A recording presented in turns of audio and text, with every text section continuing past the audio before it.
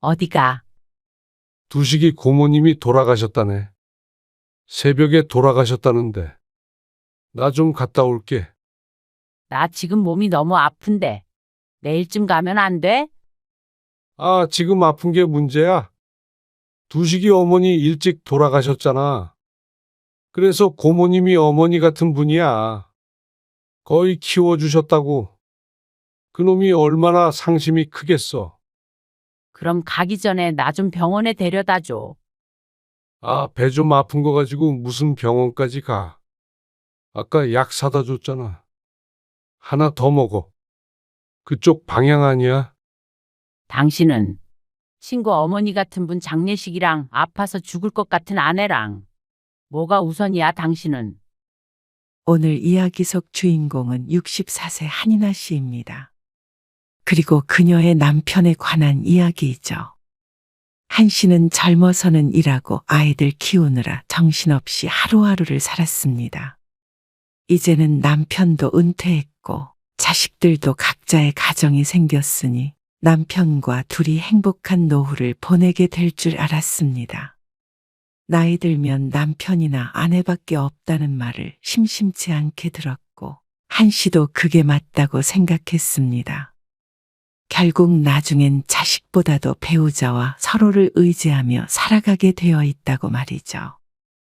그런데 그건 한 씨만의 착각인 듯 했습니다. 한 씨의 남편은 다른 생각을 가지고 있는 것 같았습니다.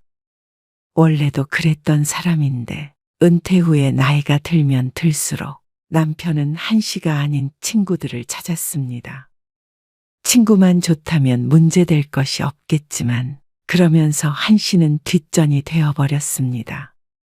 그래놓고는 매번 친구를 불러서 밥을 먹이고 대소사까지 알아서 챙기는 남편을 보니 이게 한 씨가 바라던 노후의 삶인가 하는 생각이 들었습니다. 아내보다 친구가 더 좋고 중요하다는 남편의 말에 한 씨도 없던 정까지 떨어지는 듯 했습니다. 그렇게 친구가 좋으면 친구랑 살면 될 것을. 밥해줄 사람이 필요해서 자신과 사는지도 몰랐습니다. 그래서 한 씨는 자신이 먼저 남편을 친구들의 품으로 보내버리기로 했습니다. 한 씨는 아들 둘, 딸이 하나 있었습니다. 자식이 셋이다 보니 돈도 많이 벌어야 했고 집에도 항상 일거리가 넘쳐났습니다. 다행히 자식들 모두 잘 커서 좋은 대학에 나와서 직장 다니며 큰 어려움 없이 살고 있었고 모두 결혼해서 각자의 삶을 살고 있었습니다. 막내까지 결혼시키고 한 씨의 삶을 돌아보니 참 정신이 없었습니다. 평생 맞벌이하며 자식들 키우느라 취미 하나 없었고 언제든 만날 수 있는 친구도 주변에 남아있지 않게 되었습니다. 하루하루 사는 게 바빴다는 것은 어쩌면 핑계일 수 있겠지만 한 씨는 늘 가정이 1순위였습니다. 그렇게 키워서 그런지 다들 잘 살고 있었고 한 씨는 자식에 대한 걱정은 더 이상 하지 않았습니다. 이제 한 씨는 60대가 되었습니다. 남편은 은퇴한 지 몇 년 되었죠. 한 씨는 남편보다 2년 먼저 일을 그만두게 되었고 소소하게 용돈벌이 정도 하고 있었습니다. 한 씨는 남편이 은퇴하면 뒷바라지할 자식도 없으니 노후엔 남편과 여행도 다니고 그렇게 작은 행복을 느끼며 살아가게 될 줄 알았습니다. 남편이 한 씨의 노후에 가장 큰 고민거리가 될 줄은 꿈에도 몰랐습니다. 늘 남편의 친구 사랑이 문제였습니다. 옛날에 내가 영철이 얘기한 적이 있었나? 글쎄, 처음 들어보는 이름인데. 중학교 동창 있어. 영철이라고 한 20년 전에 미국으로 이민 간 친구놈인데 이번에 한국에 들어온다네. 그렇게 한 번을 안 오더니 그래? 아무튼 이 근처에서 하루 머물고 대전으로 간대. 그래서 내가 우리 집에서 자라고 그랬어. 뭐? 그러려니 대답하다가 갑작스런 말에 한 씨가 하던 일을 멈추고 남편을 바라봤습니다. 뭘 그렇게 놀라? 그러면 20년 만에 만나는 친구를 밖에서 자라고 그래? 다른 식구도 없어. 나 보려고 하루 왔다가 가는 거야. 아무리 그래도 밥 한 끼 먹고 잠은 호텔에서 자면 되잖아. 야박하게 어떻게 그래? 그런 줄 알고 있어. 다음 주에 온다니까. 아니, 거참. 이미 영철이한테는 그렇게 하라고 했으니까. 다른 말 말어. 말을 바꾸면 자신이 얼마나 실없는 사람이 되겠느냐며 남편은 한 씨에게 친구를 대접해 줄 것을 요구했습니다. 집에 손님이 와서 식사를 하고 가는 것도 힘들지만 자고 가는 건 그의 몇 배는 더 신경을 써야 했습니다. 그런 중요한 일을 한마디 상의도 없이 결정한 남편에게 화가 났습니다. 그리고 이런 일은 이번이 처음도 아니었습니다. 남편은 젊었을 적부터 주변에 사람이 많았고 본인도 워낙 그런 것을 좋아했습니다. 그래서 꾸준히 한 씨와 갈등이 있었습니다. 아이가 셋인데 퇴근 후에 손님까지 맞아야 하는 한 씨의 입장을 전혀 생각을 안 해주니 당연한 일이었습니다. 이제는 자식들은 없이 한 씨 부부 둘뿐이었지만 그렇기에 더욱더 한적한 노후를 보내고 싶었습니다. 만난 지 20년이나 된 친구까지 집으로 데리고 와서 재우려는 남편의 생각을 이해할 수가 없었습니다. 남편과 한 씨의 성향이 워낙 다르긴 했지만 그건 성향이 아닌 예의 문제가 아닌가 싶었습니다. 그 친구도 편하게 호텔에서 자지 않고 어째서 친구의 집에서 하룻밤을 묵으려는지 몰랐습니다. 남편은 그런 한 씨를 정이 없다며 비난했지만 한 씨는 반대로 남편이 정이 없다고 생각했습니다. 아내인 한 씨에 대한 정말이죠. 그러던 어느 날이었습니다. 우리 고향에 내려가 살자. 당신 고향? 그래. 어머니 살던 집 리모델링해서. 어느 날 남편이 시어머니가 돌아가시기 전에 살던 곳으로 이사를 가자고 했습니다. 마당에 있는 단독주택인데 지금은 비어있는 곳이었죠. 시골에서 어떻게 살아? 그렇게 시골은 아니야. 그래도 차 타고 2시간은 걸리잖아. 차 안 막히면 1시간 40분쯤 걸리나? 그게 그거지. 애들도 여기 다 있고 나도 아는 사람 하나 없이 어떻게 거기 가서 살아? 아는 사람이야 만들면 되지. 여기라고 당신이 누구 만나나? 그건 그렇지만 그러면 이 집은? 월세 받아서 생활비에 보태면 더 좋지 뭐. 한 씨는 말도 안 된다고 생각했습니다. 하지만 남편은 한 씨를 끈질기게 설득했습니다. 한적한 곳에 가서 우리들이 오붓하게 지내면 얼마나 좋아. 어차피 애들이야 잘 살고 있고 명절이면 볼 텐데. 애들이 오든 우리가 가든 그렇게 살고 싶지 않아. 상추 뜯어다 밥 먹고 해질녘에 산책하면서 말이야. 그 말에 한 씨는 솔깃했습니다. 고즈넉한 시골길을 걷는 상상을 하니 한 씨가 꿈꾸던 삶 같았습니다. 애들 오기에 너무 멀지 않나? 무슨 자꾸 애들 얘기를 해. 나이 들면 남편이랑 마누라밖에 없는 거 몰라. 우리끼리 잘 살면 되지. 그 말을 듣고 한 씨는 고개를 끄덕였습니다. 남편 말이 틀린 게 없어 보였습니다. 아들, 딸들도 크게 반대하지 않았고 굳이 가지 않을 이유도 없기에 남편이 하자는 대로 하기로 했습니다. 나 나갔다 올게. 누구 만나? 병군에 갔다 오려고. 밥은? 먹고 와? 점심 먹고 올 거니까 당신 챙겨서 먹어. 알았어. 남편의 약속과는 다르게 이사를 한 직후부터 남편은 무척 바빠졌습니다. 혼자만 말이죠. 고향이다 보니 친구나 아는 사람들이 꽤나 있었는데 하루가 멀다하게 만나러 다니고 인사하느라 바빴습니다. 그러니 한 씨는 혼자 있는 시간이 많아졌습니다. 이사한 지 얼마 안 돼서 그런가 보다 싶었지만 그게 아니었습니다. 처음엔 한 씨도 혼자 있는 시간이 싫지는 않았습니다. 남편과 시간을 보내려 했지만 그게 아니더라도 조용한 시골의 삶이 나쁘지 않았죠. 남편이 주로 밖에서 밥을 먹으니 밥 차려줄 일도 없고 편할 때도 있었습니다. 처음 내려왔을 때 남편과 함께 만든 텃밭에서 상추를 뜯어 바로 쌈 싸먹고 마당 평상에 누워서 휴대폰으로 손주들 영상을 보기도 하고 그런 삶이 좋을 때도 있었습니다. 하지만 그것도 하루 이틀이었습니다. 한 씨는 스스로가 혼자 있는 걸 좋아하는 사람인 줄 알았는데 그건 또 아닌 모양이었습니다. 자식이나 손주를 자주 볼 수 있는 것도 아니고 갱년기인지 뭔지 외로운 마음도 조금 들었습니다. 그런데 남편이 한 씨를 혼자만 뒀다면 그렇게 괴롭지도 않았을 것입니다. 차라리 적응하고 조용히 혼자서 잘 지냈을 것입니다. 그런데 그게 아니니까 미칠 노릇이었죠. 재수 씨, 석창이 어디 갔어요?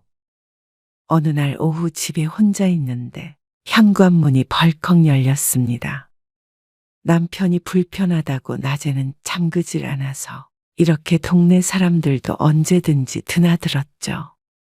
아, 슈퍼집에서 뭐 받을 게 있다고 갔는데 안 오네요. 금방 오죠? 글쎄요. 금방 온다고 나갔는데 한참 됐어요. 그래요? 그럼 금방 오겠네. 남편의 친구는 그러면서 거실에 자리 잡고 앉았습니다. 한 씨가 물끄러미 쳐다보든 말든 신경도 안 쓰는 눈치였습니다. 시골이라 그런지 아니면 남편 친구들이 다 그런지 모르겠지만 서로가 너무 격이 없었습니다. 한 씨가 고개를 절레절레 저었습니다. 차 한 잔 드려요? 차는 무슨 차? 막걸리 한잔 하기로 했는데 안주할 거리 있으면 좀 줘봐요. 아, 그럼 식사하고 가세요. 예. 석창이가 말 안 해요. 그러면서 리모컨으로 TV 채널을 이리저리 돌렸습니다. 남편은 20분쯤 지난 뒤에 왔습니다. 그러고는 한 씨에게 얼른 밥을 먹자면서 식탁 위에 막걸리를 올려놓았습니다. 슈퍼에서 막걸리를 사온 모양이었습니다. 졸지에 예고도 없는 손님 상을 차려야 했던 한 씨는 남몰래 한숨을 쉬었습니다. 이런 일이 비일비재했습니다. 그러니 나중엔 오히려 남편이 나가는 게 반가울 정도였습니다. 여보, 웬만하면 집에는 누구 부르지 마. 왜? 불편해? 밥 차려주는 것도 힘들고, 우리끼리 먹는 것도 아니고, 말도 없이 불쑥불쑥 찾아오는 것도 그래. 그러자 남편은 버럭 역정을 냈습니다. 친구가 좀 올 수도 있지. 뭐 그걸 가지고 그래. 나도 걔네 집에 가고 그러는데 다들 반기던데 당신은 왜 그래?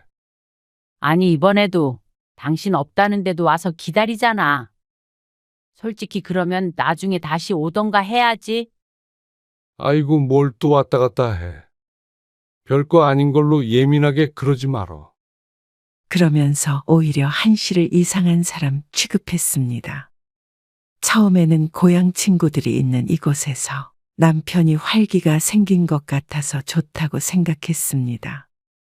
이것도 다 한때련이 했죠. 하지만 점점 그게 도를 지나쳐갔습니다. 분명한 건 한 씨가 생각했던 노후는 결코 아니었습니다. 차라리 이사 전에 가끔씩 손님이 왔던 때가 더 나은 것 같았습니다. 남편은 물 만난 고기 같았죠. 남편은 외출을 하던지 집에 친구와 함께 오던지 둘 중 하나였습니다. 집에 식사를 하더라도 한 씨는 뒷전이었습니다. 친구와 둘이서 식사하며 술을 마시고 했던 얘기 또 하고 자꾸만 심부름을 시키니 한 씨도 그 자리를 지키고 앉아 있는 게 힘들었습니다. 그래서 같이 앉아서 식사하다가 이제는 밥만 차리고 방에 들어가 버리곤 했습니다. 그래도 남편은 신경도 쓰지 않았습니다. 무슨 할 말이 그렇게 많고 재미난지 몰랐습니다. 한 씨는 혼자 있어도 남편이 있어도 외롭다고 생각했습니다. 그래서 남편에게 얘기를 했더니 남편은 한 씨에게 이렇게 말했습니다. 그러니까 당신도 나가서 사람들 좀 만나고 해. 백날 집에만 있으니까 엉뚱한 생각만 하지. 나이 들어서 혼자 그렇게 있으면 청승맞다 그래. 그렇게 혼자 둔 게 누구인데 그런 소리를 하는지 몰랐습니다. 그리고 남편의 고향에서 자신이 누굴 만날 수 있다고 사람을 만나라는 것인지. 한 씨도 원래 친구가 없고 사람들과 잘 안 어울린 건 아니었습니다. 그저 오랫동안 일과 집밖에 모르고 살아서 그럴 시간이 없었던 것이었습니다. 아무리 친한 친구라도 자주 만나지 못하면 멀어지기 마련이었습니다. 자연스럽게 연락이 뜸해졌죠. 직장 동료는 있어도 밖에서 따로 만나는 지인들은 거의 없었습니다. 그 외에 신경 써야 할 것이 많았습니다. 물론 집안에서 말이죠. 가정에 충실하면서도 인간관계가 좋은 사람은 많겠지만 한 씨는 그게 잘 되지 않았습니다. 어쨌거나 의도한 것은 아니지만 사람들과 덜 어울리게 된 것은 맞았습니다. 한 씨는 남편이 가족이면서 친구라고 생각했지만 남편에겐 한 씨 외에도 친구가 너무 많아서 갈등이 생긴 것인지도 몰랐습니다. 오늘 밭에 풀 좀 뽑아야 해. 잡초 많이 자랐던데. 나 지금 나갈 건데 어디? 두식이랑 막걸리 한잔 하기로 했어. 대낮부터? 그게 낭만이지. 수육 삶아가지고 먹기로 했어. 그래? 그럼 나도 갈래. 당신이 거길 왜 쫓아와? 친구들끼리 할 말이 있어서 가는 건데. 그냥 집에 있어. 풀 뽑아야 된다며? 나 혼자 집에서 풀이나 뽑으라는 거야? 언제 풀이나 뽑으라 그랬어? 심심하면 풀 뽑으라고 한 거지. 그러면서 헛기침을 하더니 나가버리는 남편. 같이 어울려 보려고 노력을 해도 남편은 그런 마음도 몰라주었습니다. 나이가 들면 그렇게 되는 것인지, 만약 이곳에 오지 않았다면 한 씨도 이렇게 남편에게 섭섭한 마음도 가지지 않았을 것입니다. 한 씨도 그곳에서의 생활이 있으니 말이죠. 하지만 남편의 말만 믿고 아는 사람 하나 없는 곳으로 왔는데 이렇게 내버려 두는 게 맞나 싶었습니다. 한 씨는 점점 엉망이 되고 있는 텃밭을 보고는 힘없이 한숨을 내뱉었습니다. 그렇게 1년이 흐르는 동안 한 씨도 남편에게 돌아가자고 몇 번 말해보았습니다. 하지만 남편은 전혀 그럴 생각이 없었습니다. 당신 하도 외롭다고 그래서 두식이랑 재수 씨 집에 초대했어. 뭐? 와이프까지? 그래. 부부 동반으로. 한 씨가 불편한 기색을 보이자 남편은 또 핀잔을 주었습니다. 외롭다고만 하지 말고 당신도 노력을 해. 그러니까 친구가 없지. 동네 사람들하고도 좀 잘 지내면 되잖아. 한 씨는 핑계일 뿐이고 그냥 친구 부부를 초대하고 싶은 모양이었습니다. 그러니 구색을 갖춰 놓으라고 미리 예고를 하는 것이나 마찬가지였죠. 그걸 알면서도 남편의 장단에 맞추자 싶었습니다. 남편의 말대로 이곳에서 지낼 거면 어울려 사는 것은 불가피한 일인 듯 했으니 말이죠. 남편의 친구가 다음날 저녁에 아내와 함께 집으로 찾아왔습니다. 고기도 두근 사와서 같이 구워 먹자고 했습니다. 미리 푸짐하게 상을 준비해 놓으니 분위기도 좋았습니다. 그런데 늘 남편이 문제였습니다. 재수 씨가 서울에 있는 대학 나왔죠? 그러자 웃으며 대답하는 여자는 한 씨가 보아도 무척 여성스러웠습니다. 두식이란 친구도 서울에서 오래 살다가 10년 전에 다시 돌아왔다고 했습니다. 그리고 자신과는 다르게 두식의 아내는 이 동네에 잘 적응해서 사는 것 같았습니다. 당신도 한번 두식이네 집 가봐야 돼. 음식도 얼마나 정갈하게 잘하시는지. 이놈이 진짜 장가 잘 갔다니까. 그래? 그렇다니까. 엄청 사교적이시고. 아이고, 우리 마누라가 재수 씨 반만이라도 닮았으면 좋겠네요. 그러자 여자는 민망한 듯 웃었고 친구는 무슨 그런 말을 하냐며 타박했지만 다들 농담으로 받아들이는 눈치였습니다. 기분이 상한 건 한씨뿐인 듯 했습니다. 남편은 입이 마르도록 칭찬을 했습니다. 그리고 친구 부부가 돌아간 뒤에도 멈추지 않았죠. 아, 정말 그만해. 아까도 그게 뭐야? 왜 사람을 비교하고 그래? 비교하긴 뭘 비교했다는 거야. 당신도 보고 배우라는 거지, 내 말은. 내가 남의 와이프한테 뭘 배워야 하는데? 그냥 그런 전반적인 것들 있잖아. 그리고 이것 봐. 그러면서 남편은 자신의 휴대폰을 켜더니 문자 메시지를 보여줬습니다. 한 씨와 나눈 대화였습니다. 그중 하나를 손가락으로 콕 집으며 말했습니다. 여기 맞춤법 틀린 것 봐. 어디 가서 그러지 말어. 당신 대학 안 나온 거 티가 나. 재수 씨 봐. 딱 봐도 교양이 있잖아. 한 씨가 대학을 안 나온 것이 무슨 대단한 비밀도 아니었고 전혀 부끄럽지도 않았습니다. 생전 대졸이니 고졸이니 하는 얘기는 하지도 않던 남편이 남과 비교하며 그런 얘기를 하니 어처구니 없기도 했고 너무나 서러웠습니다. 그 일 때문에 결국 말다툼을 했고 며칠간 냉전이 계속됐습니다. 결국엔 남편이 사과를 하긴 했지만 마음에 앙금이 남아 있었습니다. 이후에 남편이 그 부부를 다시 초대하고 싶어 하는 눈치를 보였습니다. 한 씨는 딱 잘라 거절했습니다. 차라리 혼자서 밭일을 할래. 그리고 한 달쯤 뒤, 한 씨의 생일이었습니다.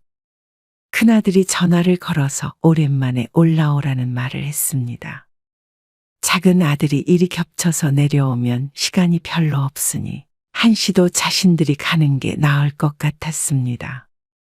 그래서 남편에게 그렇게 말하자 대번 거절의 대답이 돌아왔습니다. 난 안 가. 당신 혼자 가. 왜? 그래도 생일인데 애들도 보고 같이 밥도 먹고 그러자. 난 그날 약속 있어. 무슨 약속? 두식이랑 호섭이랑. 아무튼 여럿이서 모이는 거라서 나 혼자 못 봐줘.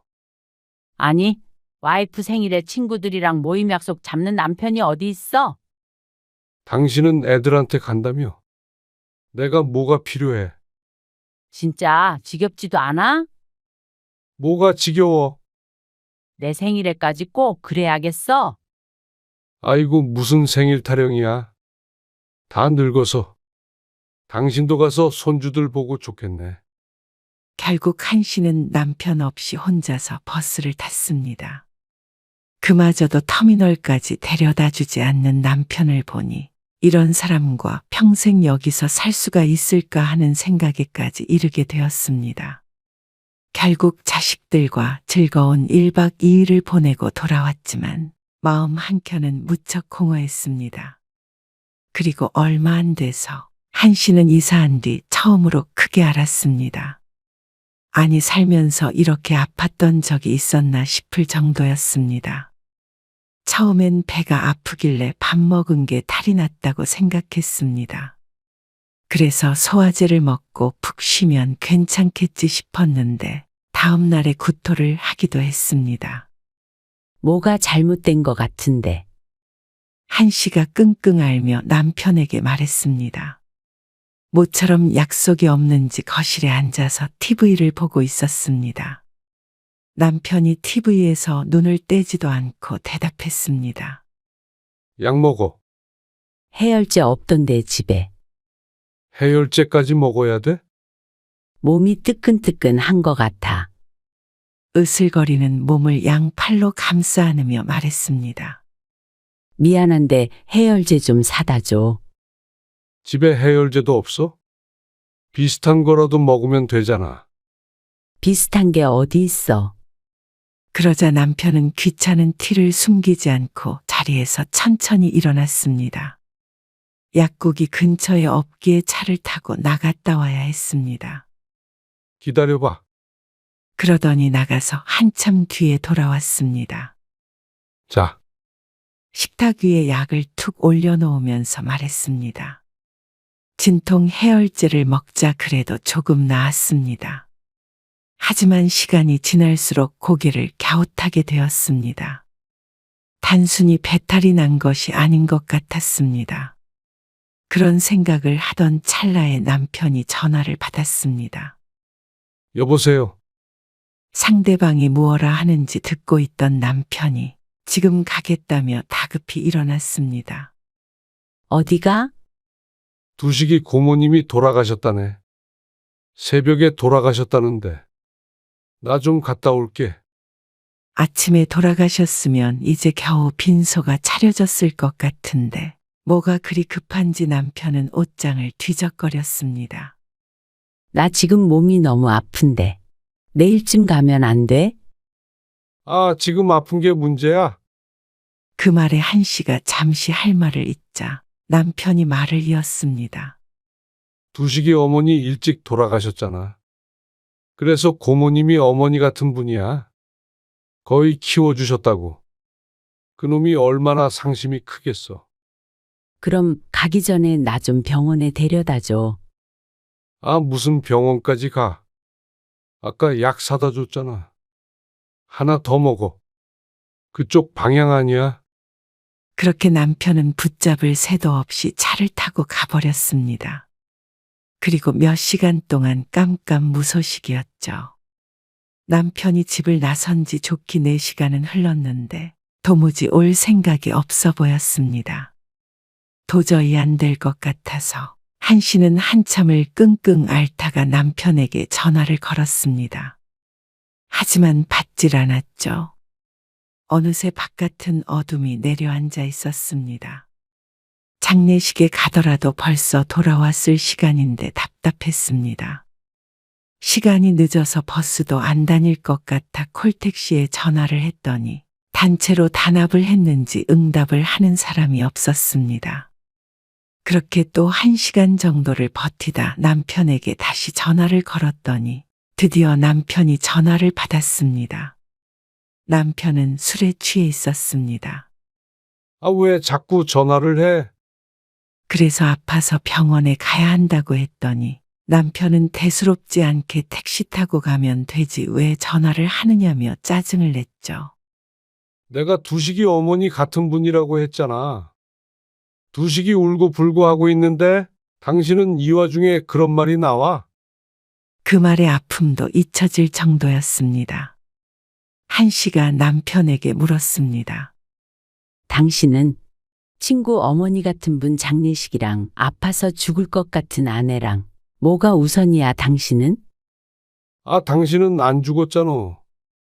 장래가 우선이지 지금은. 그 말에 한씨는 전화를 끊어버렸습니다. 그리고 구급차를 불러서 응급실에 갔습니다. 급성장염이라고 했는데 장이 너무 부어서 입원을 해야 한다고 했습니다. 수액을 맞으며 한씨는 눈물을 삼켰습니다. 눈물도 아까웠습니다. 진통제를 맞자 한결 나았습니다. 며칠 뒤 퇴원한 한씨가 남편에게 물었습니다. 당신은 친구가 그렇게 좋아? 남편이 지은 죄가 있는 걸 아는지 병원에서도 그렇고 퇴원에서도 한씨의 눈치를 보았습니다. 그러면서도 내뱉는 말은 무척 솔직했습니다. 나중에 나 죽으면 올 놈들 많고 좋지. 그리고 이번 일은 그래? 그러면 나 죽으면 아무도 안 오겠네. 친구가 없으니까? 그러면 나도 사람들 좀 만나면서 살아야겠다. 여기서 남편이 어리둥절해하며 물었습니다. 아니, 나 다시 돌아갈래. 어딜? 집으로. 안 그래도 보름 전쯤에 새를 놨던 아파트 세입자가 곧 나간다며 아들이 부동산에 내놓겠다고 하던 참이었습니다. 남편도 그걸 알기에 눈을 크게 떴습니다. 다시 집으로 가겠다고? 그럼 나는? 당신은 계속 여기서 살아. 뭘 물어? 나도 나 좋은 곳에서 자식들도 만나고 친구도 만나고 그렇게 살래. 갑자기 왜 그래? 그때는 어쩔 수 없었던 일이었잖아. 당신 그렇게 아픈 줄 알았나? 아니, 그렇게 친구가 와이프보다 좋다고 그러니까. 나도 얼마나 좋은지 한번 똑같이 살아봐야지. 무슨 말이야, 그게. 남편은 무척 당황한 듯 말했습니다. 나 혼자 여기서 어떻게 살아? 지금도 혼자 사는 거나 마찬가지 아니야? 친구들 오면 밥 차려줄 사람 필요해서 그래. 아니, 무슨 말을 그렇게 하냐? 아니면 집 청소해주거나 밭일할 사람 없어서 그래. 당신은 여기서 실컷 하고 싶은 거 하고 만나고 싶은 친구들 실컷 만나면서 살아. 내 눈치 보지 말고. 말이 돼, 그게? 이제 보니까 아직 아픈가 보네. 이상한 소리 하지 말고 잠이나 자. 눈치를 보던 남편은 한씨가 헛소리를 한다는 듯이 인상을 찌푸리며 고개를 돌렸습니다. 그런데 얼마 뒤에 한씨는 짐을 싸서 올라가 버렸습니다. 남편은 그 와중에도 친구들과 막걸리를 마신다며 집에 없었습니다. 진짜로 갈 줄은 몰랐던 것이었겠죠. 당신 정말 이럴 거야? 빨리 안 내려와. 서로 좋아하는 곳에서 살겠다는데 왜 그래? 서운한 건 알겠는데. 대화로 풀어야지. 그렇게 짐 싸서 가버리면 어떡하자는 거야? 당신이 나랑 대화하려고 한 적이나 있어? 그저 친구밖에 모르고 나는 늘 뒷전이었잖아. 뭘 또 뒷전이래? 과장하지 마. 갑자기 왜 그래 당신은? 친구만 있으면 살잖아. 누가 언제 그랬다고. 노후엔 이렇게 사는 걸로 해. 남편 마음대로 하라며 화를 내고선 전화를 끊었습니다. 그렇지만 며칠 가지 않아서 다시 전화를 했습니다. 나 지금 거기로 올라가려고 짐 싸. 뭐 알아? 당신 거기 있는데 나 혼자 여기서 뭐 하라는 거야? 이게 부부야. 나는 같이 있을 때보다 훨씬 부부답다고 생각하는데. 당신이랑 전화 통화도 하고 말이야.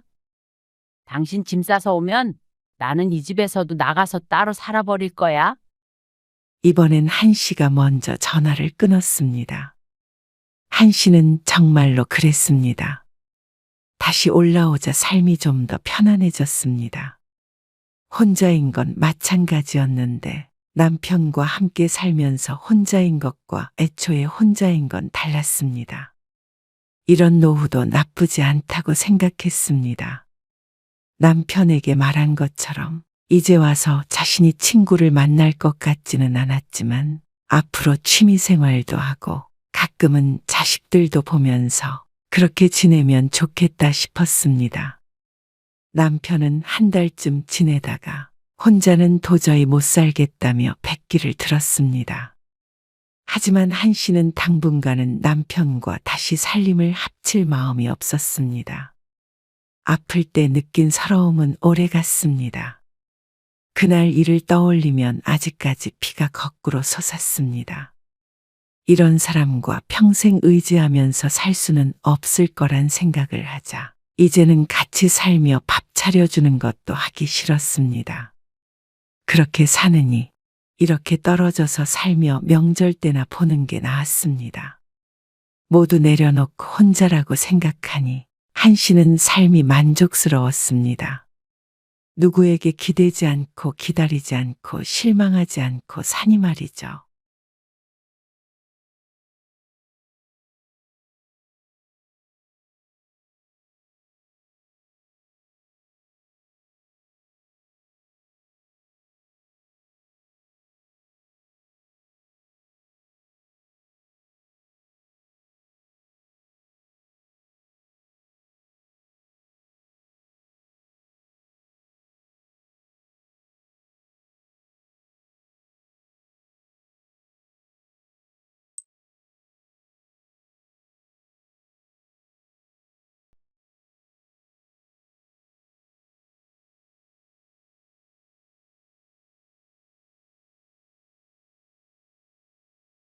그럼 너희 할아버지 할머니 이름도 알아?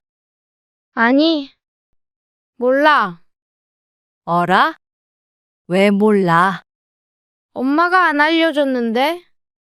그럼 외할머니랑 외할아버지 성함은 누가 알려줬어? 엄마랑 아빠가. 아, 그래? 그러면 할머니, 할아버지 이름도 알려줄게. 다음에 기억하는지 물어볼 거야. 싫어. 몰라, 기억 못해. 왜? 할머니 이름 쉬워. 할머니 싫어. 뭐, 왜 싫은데? 그냥, 할머니, 할아버지는 준호랑 희은이 이렇게 예뻐하는데. 근데 엄마가 친할머니한테 전화하지 말고 우리 할머니한테만 전화하라고 그랬는데? 오늘 이야기 속 주인공은 69세 박성문 씨입니다. 그리고 그의 아들과 며느리에 관한 이야기이죠. 박 씨와 아내는 손주들을 끔찍하게 아꼈습니다. 모든 조부모가 그러겠지만 어릴 때 잠시 맡아서 키워준 정이 있기에 다른 이들보다 애틋한 마음이 크다고 자신 있게 말할 수 있었습니다. 그래서인지 손주들에게서 받게 된 상처는 그만큼 컸죠. 아이들이 조부모인 박 씨 부부의 이름을 모르는 것은 조금 서운하지만 웃어 넘길 수 있었습니다. 하지만 그 이유가 다름 아닌 아들과 며느리 때문이라면 웃을 수 있는 문제가 아니었습니다. 게다가 친할머니와 친할아버지는 싫고 외할머니, 외할아버지만 좋다는 손주들. 어릴 때 키워준 정이 손주들에게는 없는 모양이었습니다. 하긴 기억도 잘 못하는 듯 했습니다. 만날 때마다 그렇게 예뻐했는데 손주들이 이렇게 된 데는 아들 며느리의 공이 컸습니다. 그래놓고서는 필요할 때만 애들을 떠넘기고 입속만 챙기려 하는 아들 부부에게 이제는 질려버렸습니다. 주기만 했던 사랑이었는데 박 씨 부부는 그 사랑을 돌려받지 못했습니다. 아니, 자식 손주들이 그렇게 싫다는데 박 씨도 더 이상은 목을 맬 생각이 없었습니다. 박 씨는 아들이 하나 있었습니다. 아들은 30대 초반에 결혼을 해서 이미 자식이 둘이 있었습니다. 지금 아들은 40 초반이 되었습니다. 아들이 결혼할 당시에 아들네 신혼집은 박 씨 부부가 마련해 주었습니다. 크진 않아도 신혼생활 시작하기 좋을 크기의 아파트였습니다. 집 구하고 있는데 장모님 댁 근처로 좀 알아보고 있어요. 아들은 혹시나 박 씨 부부가 서운할까봐 미리 말한다고 했습니다. 어차피 그렇다고 하더라도 그리 멀지 않으니 박 씨는 크게 개의치 않았습니다. 근데 아들은 집을 마련해 주는 것이 박 시인이 허락을 받아야 된다고 생각했습니다. 저희 애기 생기면 장모님이 봐주신다고 하셨거든요. 그래야 맞벌이 하니까요. 그럼 그쪽 가까운 곳에 사는 게 편하잖아요. 아이고, 안 사두니? 네. 의정이가 부탁드렸나 봐요. 그럼 감사하지. 사는 곳은 너희들 알아서 해. 너희가 살 집인데. 이해해 주셔서 감사해요. 그런데 며느리가 첫째를 출산했을 때는 안사돈이 건강이 좋지 않아 아이를 봐주지 못하는 상황이 됐습니다. 첫째는 어찌 키웠지만 연년생을 낳으니 며느리는 직장에도 못 돌아가고 힘들게 애 둘을 키웠습니다. 장원아, 준호 엄마가 힘들다고 그러면 내가 왔다 갔다 하면서 애들 봐줄게. 아내가 아들에게 전화해서 말했습니다. 며느리가 무척 힘들어한다는 말을 계속 들으니 마음이 쓰였습니다. 첫째는 어린이집에 다니고 있긴 해도 둘째가 아직 어렸으니 우리가 도와주면 어떨까 하고 박 씨가 아내에게 먼저 제안했었죠. 아내도 흔쾌히 좋다고 했습니다. 손주들 사랑이 대단했으니 오히려 반기기까지 했습니다. 하지만 아들이 다음 날 다시 전화해서 거절의 뜻을 밝혔습니다. 의정이가 괜찮대요. 희은이도 곧 어린이집 보내면 되니까요. 그때 되면 좀 괜찮겠죠. 혼자서 키울 만하다기에 그런가 보다 싶었습니다. 그러다가 둘째까지 어린이집에 보내고 직장에 다니다가 1년 정도 후에 갑자기 자격증 공부를 하겠다며 박 씨 부부에게 연락을 했습니다. 의정이가 회사 그만두고 공부하고 싶대요. 공부? 무슨 공부? 웬 뜬금없는 말인가 싶었습니다. 공인중개사 공부요. 그거는 부동산 차리는 거 아니야? 네. 직장 이렇게 다녀서는 돈도 안 될 것 같고 힘도 드니까요. 부동산 차리면 그래도 시간이 좀 자유롭잖아요. 직장 다니면서 애 둘 키우기가 너무 힘들어서 안 되겠어요. 그래도 회사 다니는 게 안정적이지 않아? 부동산도 많이들 문 닫는다고 그러던데. 열심히 하면 되죠. 젊을 때 뭐라도 해봐야 되지 않겠어요? 단호한 아들의 말에 박 씨도 고개를 끄덕였습니다. 며느리가 공부를 한다는데 박 씨가 이래라 저래라 할 문제는 아니라고 생각했습니다. 그래. 너희가 알아서 잘하겠지. 근데 그 공부도 쉬운 게 아니더라고요. 그렇겠지. 몇 년씩 공부하는 사람들도 많잖냐. 근데 1년 안에 합격하려고요. 그래서 애들을 좀 어머니 아버지가 맡아주셨으면 해요. 맡아달라고? 네. 1년 정도만 아버지 댁에서 데리고 계셔주세요. 주말에는 제가 데리고 올 테니까요. 어린이집 다니는데 그렇게까지 해? 그냥 왔다 갔다 하면서 봐주면 되지 않아? 공부에 방해될 것 같아서요. 맞벌이 아니면 어린이집에서 셋이면 데리고 와야 되거든요. 그리고 저는 일주일에 반은 야근이라 골치가 아프네요. 그런 것에 대해서는 잘 모르지만 어쨌거나 아들네도 그러고 싶진 않을 것이었습니다. 어쩔 수 없는 상황이 되다 보니 부탁을 한 것이 아닐까 싶었습니다. 그래서 아내에게 묻자 아내는 좋아했습니다. 그러면 당연히 우리가 봐줘야지. 근데 잘 생각해야지. 애 둘 보는 게 쉬운 게 아니잖아. 어린이집 보냈다가 오후에 데리고 오는 거잖아. 그렇다고 하더라도 내내 애들 옆에 붙어 있어야 하는 건데 괜찮겠어? 당신도 있는데 뭘. 팔꿈치 아프다고 그렇게 고생하면서 애들 돌보면 더 심할 거 아니야. 그렇다고 우리가 안 봐주면 누가 봐줘? 안사돈도 몸이 안 좋다며. 그니까 계속 병원에 다니는 모양인데.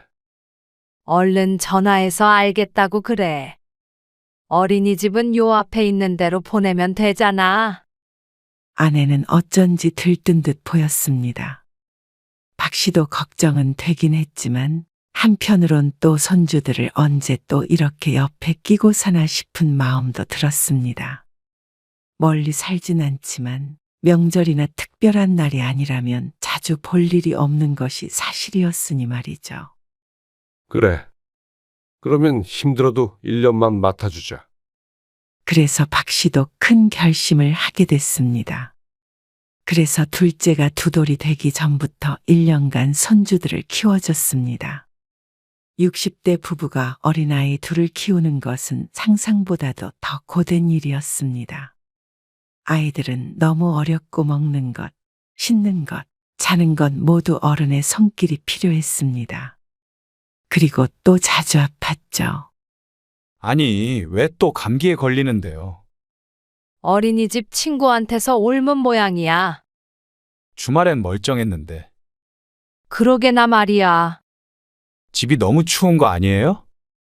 춥기는 엄청 신경 써. 그럴 때마다 박 씨 부부는 꼭 죄인이라도 된 것 같은 기분이 들었습니다. 애지중지 키웠는데도 부모인 아들네 마음에 찰 수는 없는 모양이었죠. 처음엔 고마워하던 아들 며느리도 가끔은 박 씨 부부를 나무라기도 했습니다.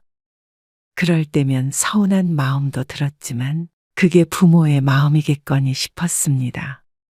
직접 돌보지 못하는 부모 속은 오죽할까 싶었습니다. 이리 줘. 내가 씻길 테니까. 꼼꼼하게 씻겨야 해. 아나는 뭐 안 씻겨봤나? 팔꿈치 아프다면서 그렇게 애를 바치고 있으면 더 아프지. 내일은 병원 꼭 가보고. 말을 안 들어 아무튼간. 아이고 시원해? 거품 자기가 하겠대잖아. 아이 예뻐. 또 말을 안 듣고 있네. 아 얼른 씻겨. 애 추워. 그래도 박씨 부부는 손주들이 예쁘고 애틋했습니다. 남의 자식이었으면 일주일도 못 버텼겠지만 내 손주니까 사랑으로 키울 수 있었습니다. 그리고 며느리는 다음에 시험에서 떨어졌고 다시 복직을 했습니다. 생때 같은 자식과 떨어져 있던 보람이 없었지만 이미 떨어진 걸 어쩌겠나 싶었습니다. 여태 한 게 아까우니 다시 도전해도 안 될 것 같냐는 박씨의 질문에 며느리는 고개를 가로저었죠. 그리고 손주들이 박씨의 집에서 짐을 다 가지고 떠나던 날 아내는 눈물을 찔끔 흘렸습니다. 아, 다시는 못 보는 것도 아닌데 왜 울어? 그래도 내 새끼들 옆에 끼고 자는 게 이제 끝이잖아. 명절에 오면 끼고 자. 당신은 섭섭하지도 않아? 박씨도 아내 못지않게 아쉬웠습니다. 하지만 한편으로는 이제는 좀 덜 고생하며 살겠다 하는 생각도 하지 않을 수 없었습니다. 아내의 팔꿈치도 문제였지만 박씨도 60대 중반이 넘어가니 내 한 몸 챙기기에도 고단했습니다. 아마 1년 더 키워달라고 했다면 할 수 있을지 의문이었죠. 그래도 지난 1년간 손주들과 유대감을 많이 쌓은 것 같아서 좋았습니다. 크면 기억하지 못할지도 모르지만 그래도 할머니, 할아버지는 무척 좋아했습니다. 주말에 아들이 오면 둘째는 아내에게서 안 떨어지려 할 때도 있었습니다. 그러니 아내가 그렇게 울 정도로 서운해했던 것이었겠죠. 그리고 몇 년 지나 아이들도 크니 정말로 언제 같이 살았냐는 듯이 홀랑 잊어버렸습니다. 박씨 부부가 손주들을 만나면 그때의 일을 얘기해주곤 했지만 아이들의 머릿속에선 이미 없던 일이 되어버렸죠. 몇 년 전에 도시 외곽으로 박씨 부부가 이사를 하며 만남이 뜸해진 탓도 있었습니다. 둘 다 은퇴한 마당에 노후에 집에 드는 비용을 줄이자 싶어서 한 결정이었습니다. 아들네와는 1시간가량 떨어지게 되었고 아파트 평수도 둘이 살기 적당히 아담해졌습니다. 집에는 무척 만족스럽고 잘한 결정이었다고 생각했습니다. 아이고 내 새끼들 왔어. 저희 왔어요. 그래, 어서 와. 안녕하세요. 아이고, 많이들 컸네. 볼 때마다 쑥쑥 커. 금방 학교 갈 때 됐는데요, 뭘. 명절에 손주들을 보면 그렇게 반가울 수가 없었습니다. 아이들은 몇 개월 사이에도 훌쩍 컸습니다. 박씨의 다리에 매달려 놓던 그때의 애기들이 아니었죠. 여기 준호랑 희은이 선물. 명절이라고 마트에 가서 가장 큰 선물을 한참 전에 사두어 방에다 보관하고 있었습니다. 나 이거 싫은데. 뭐? 준호 너 제일 좋아하던 거잖아. 그래서 할머니가 제일 좋은 걸로 사왔는데. 어머님, 이제 준호 그거 안 갖고 놀아서 다 중고로 팔았어요. 정말? 큰 손주의 입이 뚱하니 나와 있었습니다. 아이고 할머니가 몰랐네. 준호 좋아하는 걸로 다른 거 사줄게. 그래. 일단 앉아서 밥 먹어. 너희들 온다고 종일 요리했어. 아들 며느리, 손주들이 좋아하는 음식을 잔뜩 준비하고 기다렸습니다. 손주들이 밥을 맛있게 먹는 것만 봐도 배가 불렀습니다. 이거 받고 나중에 준호 좋아하는 장난감이나 운동화 같은 거 사줘. 희윤이도 서운하니까 같이 사주고. 어머, 안 주셔도 되는데. 감사해요. 어서 받아. 박씨 부부는 이렇게 가끔 보면 너무 기뻤고 하나라도 더 주고 싶어 한달이었죠. 이럴 줄 알았으면 이사를 하지 말 걸 그랬나. 어차피 계속 거기 살았어도 애들 학교 다니고 그러다 보면 잘 못 만날 텐데. 무슨 안사도는 거의 매일 보는 것 같던데 뭐. 아내의 말에 과장은 있었지만 거짓은 아니었습니다. 건강을 회복한 안사돈은 하루가 멀다 하고 아들네와 왕래를 하는 것 같았습니다. 차 타고 10분 거리에 산이 그럴 수가 있었습니다. 그리고 손주들과 사돈네 외와는 교류가 잦았고 그러니 친밀해질 수밖에 없었습니다. 반면에 1년에 몇 번 보지 못하는 박씨 부부는 딱 그만큼 점점 멀어졌습니다. 여보세요? 희은아, 유치원 다녀왔어? 응. 집이야? 아니, 우리 할머니 집. 우리 할머니? 응. 아, 외할머니 댁에 갔구나. 그래, 알았어. 나중에 집에 가면 전화해. 알겠지? 응. 손녀딸에게 전화를 했더니 사돈네에 가 있는 모양이었습니다. 아이들에게 전화만 해봐도 일주일에 적어도 3일은 같이 있는 듯 보였습니다. 그럴 때면 마음 편히 전화통화도 하지 못했습니다. 그런데 전화를 하다 보면 꼭 아이들이 사돈을 우리 할머니, 우리 할아버지라고 지칭했습니다. 박씨 부부에게는 그런 적이 없었는데 말이죠. 그래서 어느 날은 아내가 농담 섞어 아이들에게 물었습니다. 그러면 나는 무슨 할머니야? 할머니? 그래. 할머니도 우리 할머니야? 할머니는 그냥 할머니야. 할아버지도 그냥 할아버지고. 그 말에 아내는 잠시 말을 잃었습니다. 아무리 아이가 하는 말이라도 못내 서운한 것 같았습니다. 애들이 그런 뜻으로 한 말이겠어? 당연히 매일 붙어 있는 할머니가 우리 할머니겠지. 애들한테는 그래도 그렇지. 우리도 키워준 할머니, 할아버지잖아. 마음이 좀 그렇네. 옛날 일을 애들이 기억하나? 옛날은 무슨? 몇 년 되지도 않았구만. 구시렁거리는 아내를 달랬지만 사실 박 씨도 마냥 유쾌한 기분일 수는 없었습니다. 키워줬던 정이 있기에 어쩔 수가 없었죠. 아버지, 이번 명절에는 못 갈 것 같아요. 왜? 아, 처가 식구들이랑 동해로 여행 갈 것 같아요. 다 같이 가는 거라 준호 엄마도 가고 싶어 하네요. 사돈네와 여행에 가기 위해 명절에는 오지 못한다는 아들의 연락을 받았습니다. 그래? 그렇게 해. 어쩔 수 없지 뭐. 자주 보지 못하는 자식이기 때문에 1년에 몇 번 없는 만남이 미뤄져 마음은 헛헛했지만 반대하지 않았습니다. 그리고 막상 아들네가 오지 않고 명절에 둘이 있으니 조용하니 생각보다 좋은 시간을 보냈습니다. 물론 손주들이 왔다면 더 좋았겠지만 말이죠. 준호 여행 갔다 왔겠다. 애들한테 전화 좀 해봐. 잠깐만. 연휴 마지막 날 저녁에 아내가 손주들이 궁금하다며 박 씨에게 말했습니다. 명절 내내 아무도 연락이 없어 조금은 허전하던 참이었습니다. 지금쯤이면 집에 돌아가 쉬지 않을까 싶었습니다. 여보세요. 준호니? 명절 잘 보냈어? 손자 휴대폰에 전화를 거니 곧바로 전화를 받았습니다. 박 씨가 반갑게 인사했지만 손자의 퉁명스러운 목소리가 들렸습니다. 할아버지, 나 게임 중이야. 그래? 할아버지가 준호 잘 있나 궁금해서 전화했지. 나 지금 이거 해야 돼. 너 전화하면 안 돼. 안녕. 여보세요. 준호야? 그러고는 아무 소리도 들려오지 않았습니다. 뭐야, 끊었어? 옆에서 아내가 왜 그리 빨리 끊었냐면서 의아하게 쳐다보았습니다.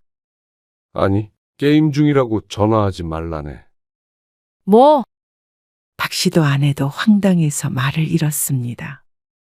다시 전화를 걸려다 말고 멈칫했습니다. 또 전화하지 말라는 손자의 말이 떠올랐습니다. 그리고 그런 일이 비일비재했습니다. 박 씨 부부는 손주들이 보고 싶어서 늘 전화를 하지만 점점 커가는 아이들은 그런 전화를 무척 귀찮아했습니다. 나중에는 박씨 부부도 확연히 느낄 정도였습니다. 그리고 박씨의 생일이 되었을 때 아들네가 오랜만에 집으로 왔습니다. 축하를 받고 함께 맛있는 식사도 하고 시간을 보내니 서운했던 감정들은 금방 사라졌습니다. 너 그럼 우리 할머니 이름 뭔지 알아? 알지? 박씨 부부는 밥 먹고 작은 방에 들어가 놀고 있던 손주들을 들여다보다가 서로 투닥거리는 모습을 보았습니다. 우리 할머니라고 하는 것을 보니 박씨의 아내를 말하는 건 아닌 듯 했습니다. 뭔데? 김현수, 역시나 안사돈을 말하는 것이었죠. 오, 그럼 우리 할아버지는? 강범수, 올해 초등학교에 들어간 손자는 그렇다 치더라도 아직 7살인 손녀딸이 참 똑부러진다고 생각했습니다.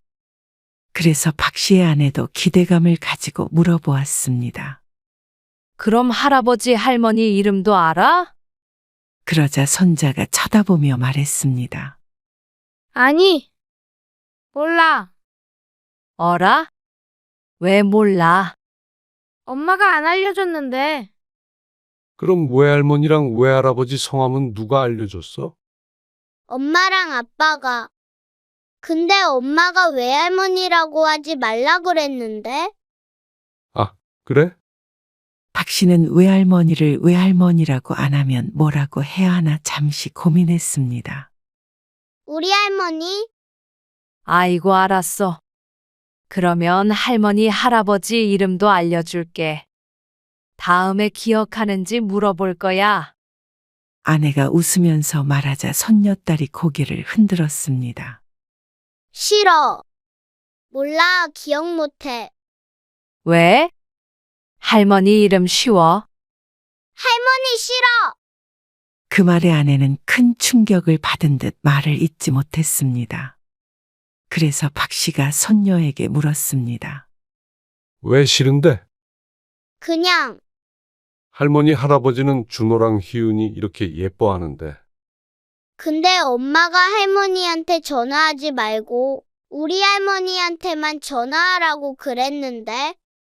그 말에 박씨도 아내를 따라서 입을 다물었습니다. 놀란 마음에 돌처럼 굳어 서 있자 손주들이 방을 나갔습니다. 금방 한 얘기는 잊어버리고 신나게 거실에서 노는 소리가 들렸습니다. 아내를 보자 얼굴이 하얗게 질려 있었습니다. 손주들이라면 껌뻑 죽는 사람인데 마음의 상처를 크게 입은 것 같았습니다. 뭘 알고 한 소리겠어? 그냥 아무렇게나 한 소리겠지. 아니, 준호 엄마가 그랬대잖아. 아, 애들 말이잖아. 설마 그랬겠어? 맘에 담아두지 마. 그러자 아내가 애써 호흡을 가다듬었습니다. 그리고 박씨는 잠시 뒤에 아내 못 보게 아들을 안방으로 불러서 물었습니다. 그리고 작은 방에서 있었던 일을 말해 주었습니다.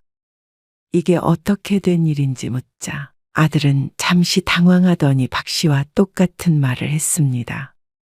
에이, 애엄마가 그런 말을 왜 하겠어요? 그래도 친할머니는 싫다잖냐.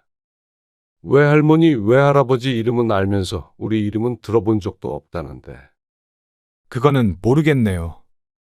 근데 애들이 그냥 한 말을 가지고 왜 그러세요? 그러면서 오히려 며느리 걱정을 했습니다. 애엄마한테 뭐라고 하지 마세요. 애들이 장난친 것 같으니까. 아들은 대수롭지 않게 생각하는 것 같았지만 한참 뒤에 베란다에서 아들 며느리가 둘이 쑥덕거리는 걸 들으니 손주들이 없는 말을 한 건 아닌 모양이었습니다. 안 그래도 애들이 외할머니만 좋아하는데 왜 그런 말을 했어? 외할머니라고 하지 마. 요즘 시대에. 그리고 애들도 더 좋은 할머니, 할아버지가 있을 수도 있잖아. 그게 중요한 게 아니라 당신이 그렇게 말한 건 맞잖아.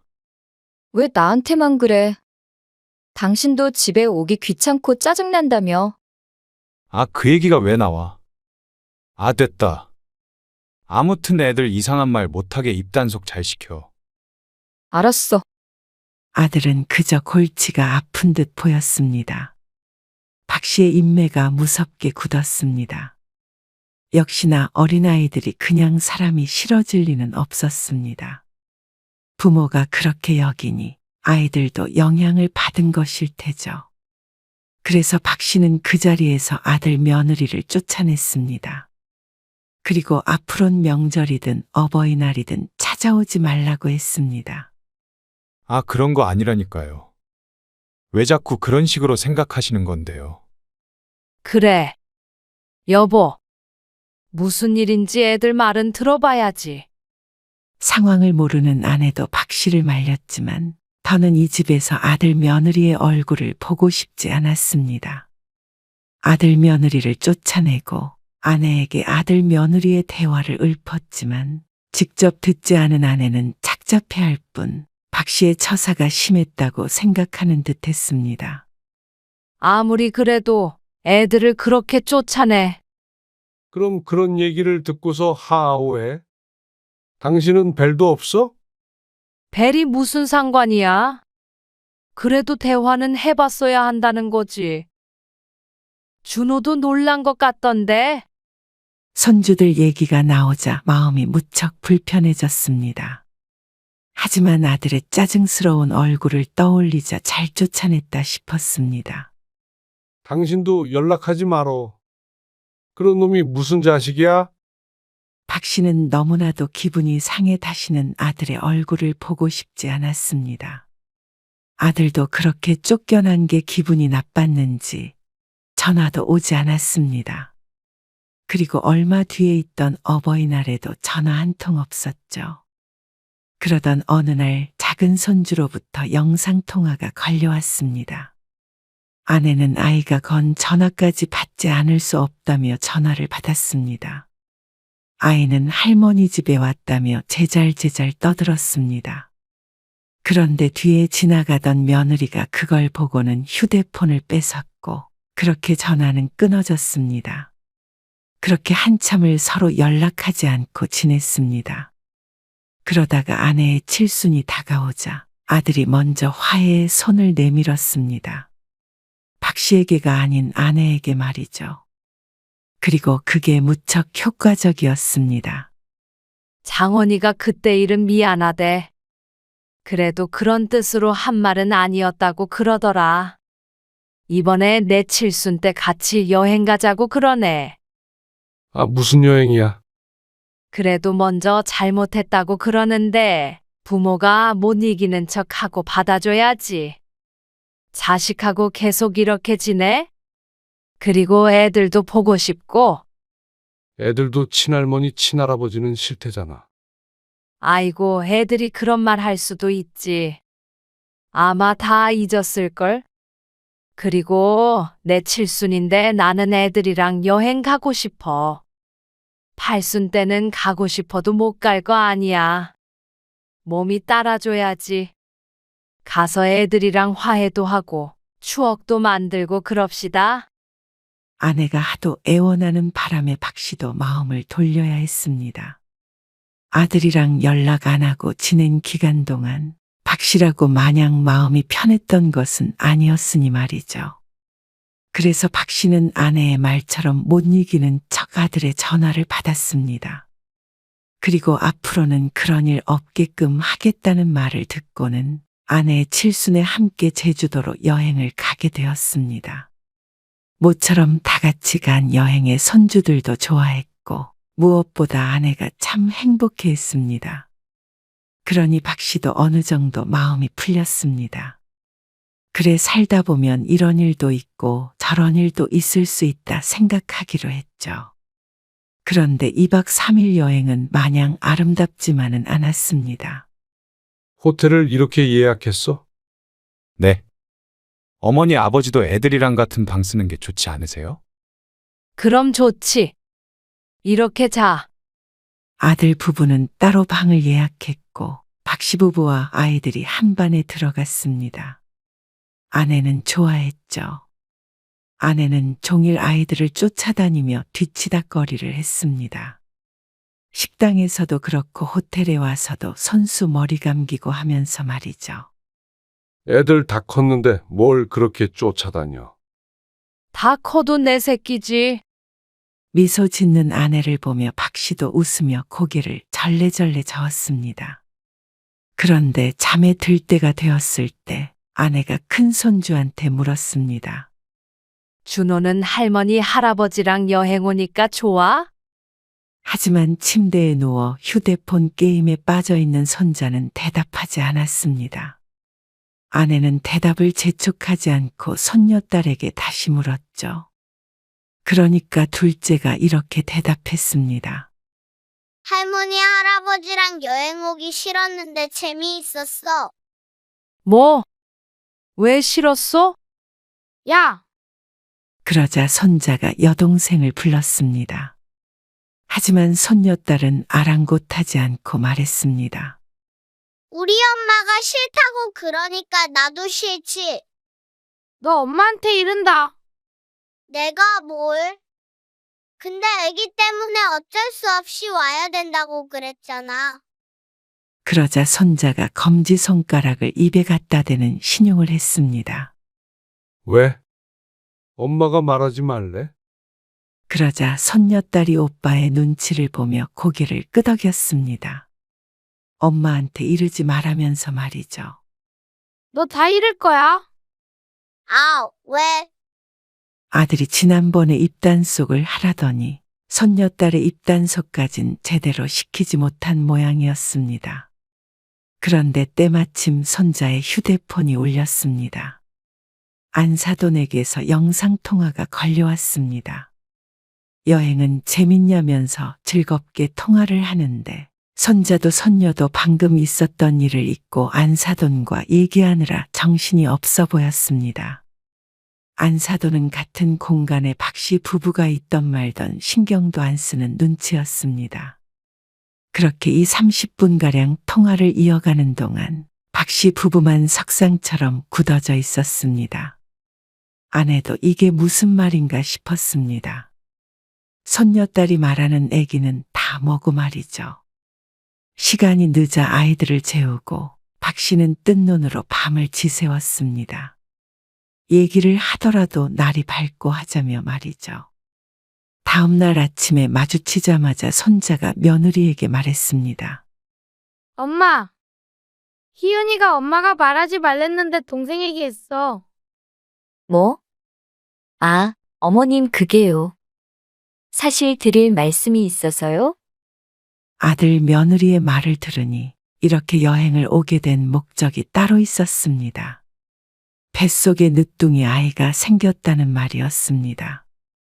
그러면서 아내 보고 출산 후에 몇 달만 자신들의 집에 와서 애를 좀 봐달라는 부탁을 했습니다. 애 낳고 몇 달 쉬지 못하고 복직을 해야 한다며 말이죠. 손녀딸이 무슨 말을 했는지도 모르고 웃으며 부탁을 하는데 참 어처구니가 없었습니다. 그래서 오기 싫었는데 어쩔 수 없이 온 거야? 오기 싫다뇨. 당연히 어머님, 아버님 모시고 같이 오고 싶었죠. 좋은 소식도 전하고요. 엄마, 희은이가 다 말했어. 엄마 아빠가 엄청 여행 오기 싫다고 했던 거. 애기 때문에 어쩔 수 없이 온 거. 내가 말하지 말라고 그랬는데. 손자의 말에 아들도 며느리도 얼굴이 하얘졌죠. 박씨 부부는 이렇게 자식과는 끝이구나 싶었습니다. 아이, 셋째. 참 얘들 봐준 공도 없었는데 셋째까지 맡겨? 여행 한번 같이 오는 게 그렇게 싫은데 그 집에 가서 애 보는 건 괜찮아. 너희 애는 알아서 키워라. 애미 너는 그러는 거 아니다. 힘들 때 애들도 봐주고 얼마나 도움을 많이 줬냐? 명절에 일 한번 시킨 적 없고 시집살이라도 시켰으면 덜 억울하지. 그리고 장원이 너도 부모 가슴에 대못 받고 얼마나 잘 사는지 보자. 박 씨가 아내를 데리고 먼저 공항으로 떠나버렸습니다. 그리고 아들에게서 전화가 계속 울렸지만 받지 않았습니다. 뒤늦게 집으로 찾아온 아들이 또 오해라면서 싹싹 빌었는데 기회는 여러 번 주었습니다. 그걸 모두 날려먹은 것은 아들 내외였습니다. 그러자 아들이 말했습니다. 우리 애들 안 보고 싶어요. 박 씨는 차갑게 대답했습니다. 손주도 할머니, 할아버지를 좋아해야 내 손주지. 손주들도 싫다는데 우리라고 예쁘겠냐. 생각도 안 난다. 특히나 뱃속에 있는 애는 더하고. 그럼 안 보고 사시겠다고요. 그래. 왜 못하냐? 이만 끊어라. 그리고 그 뒤론 아들의 전화든 며느리의 전화든 손주들의 전화든 받지 않았습니다. 당신도 손주들 생각 그만하고 살아. 나도 안 해. 아내도 굳은 표정으로 대답했습니다. 그래. 명절에도 우리끼리 놀러 가서 맛있는 거 먹고 살아. 장원이 재산 남겨줄 생각 말고 우리 위해서 다 쓰고 간다 생각해. 그 말에 농담이라고 생각했는지 아내의 표정이 좀 풀어졌습니다. 하지만 박 씨는 진심이었고 앞으로 반드시 그렇게 살 작정이었습니다.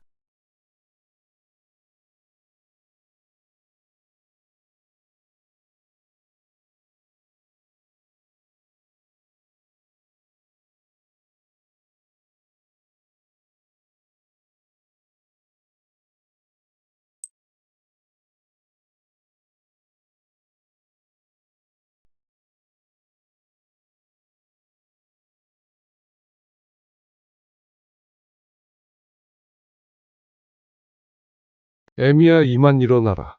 다 와간다. 내릴 채비해.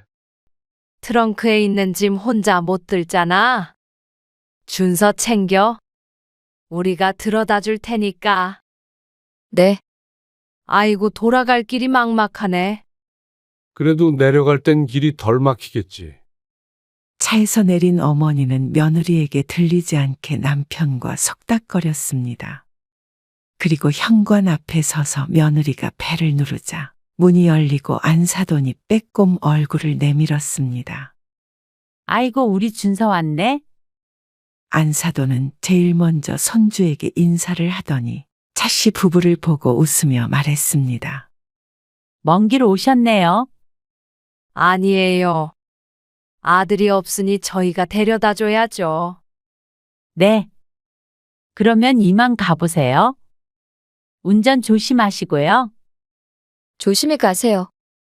오늘 이야기 속 주인공은 67세 차은석 씨입니다. 그리고 그녀의 아들과 며느리에 관한 이야기이죠. 차 씨의 며느리는 차 씨 부부가 바라던 며느리상과는 사뭇거리가 있었습니다.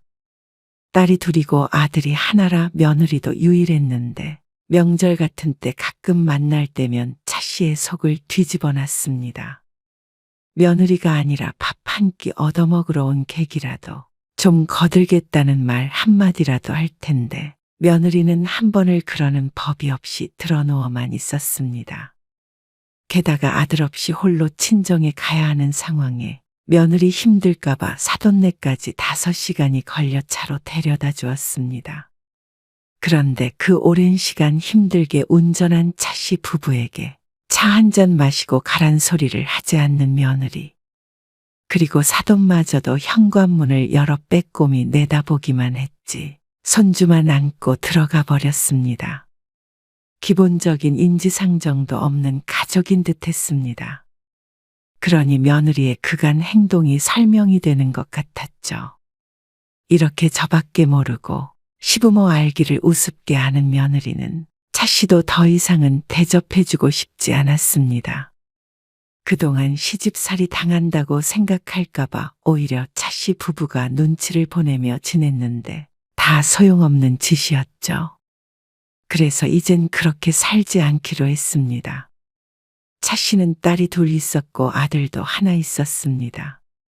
딸들과 나이 터울이 조금 있어서 누나들이 막내 아들을 키우다시피 했습니다. 그만큼 온 가족이 아들을 예뻐했습니다.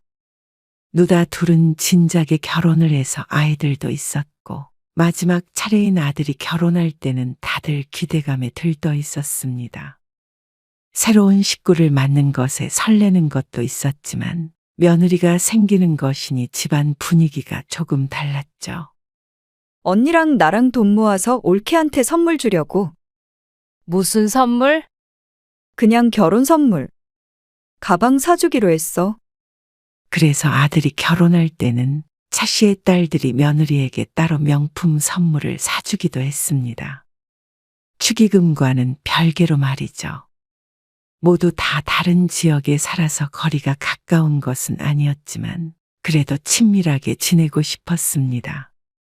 하지만 아들이 결혼한 후 첫 명절에 우리 며느리가 조금 다르구나 하고 생각하게 되었습니다. 먼저 결혼한 딸들이 명절에 차 씨의 집에 올 때와는 무척 달랐습니다. 딸 둘 모두 시집에서 음식하고 설거지하느라 친정에 오면 거의 녹초가 되어 있었습니다. 그래서 차 씨는 며느리 고생시키지 말자고 다짐했습니다.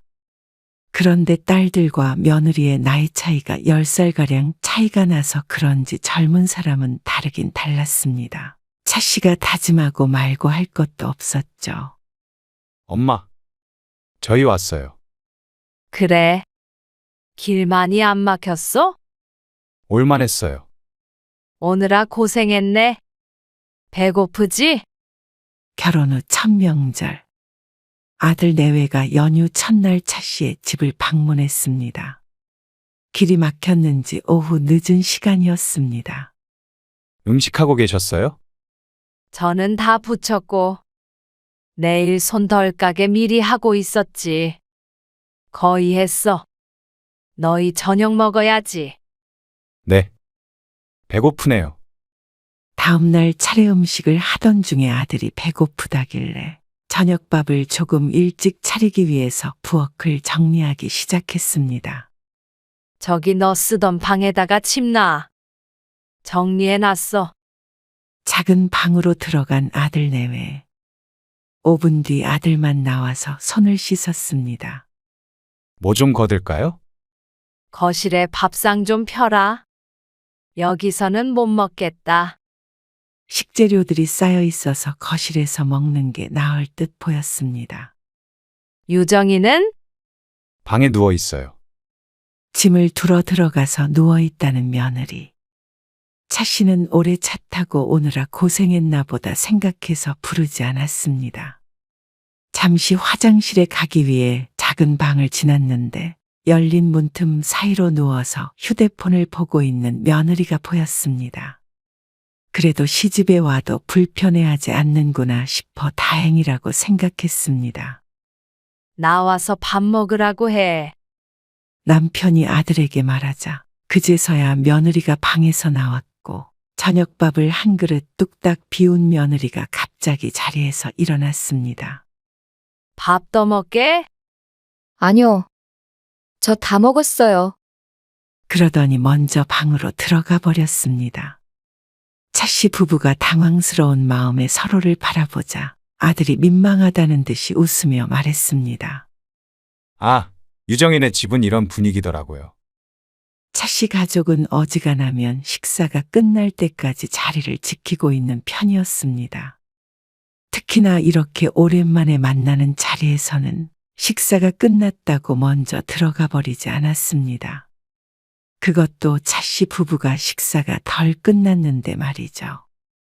하지만 며느리 집은 원래 그렇다길래 그것으로 나무라는 것도 이상할 듯해서 계속 식사를 이어갔습니다. 이제 하던 거 마저 해야겠다.